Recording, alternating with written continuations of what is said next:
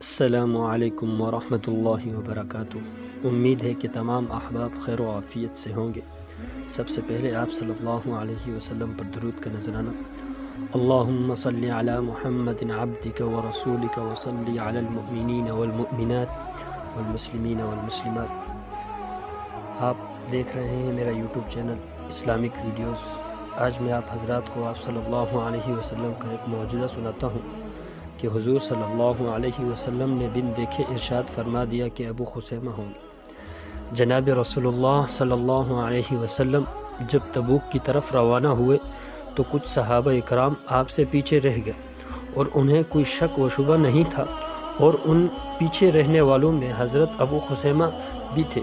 پھر ابو خثیمہ جناب رسول اللہ صلی اللہ علیہ وسلم کے روانہ ہونے کے کچھ دن بعد چلے۔ انہوں نے پایا کہ ان کی دو بیویاں اپنے اپنے جھونپڑے میں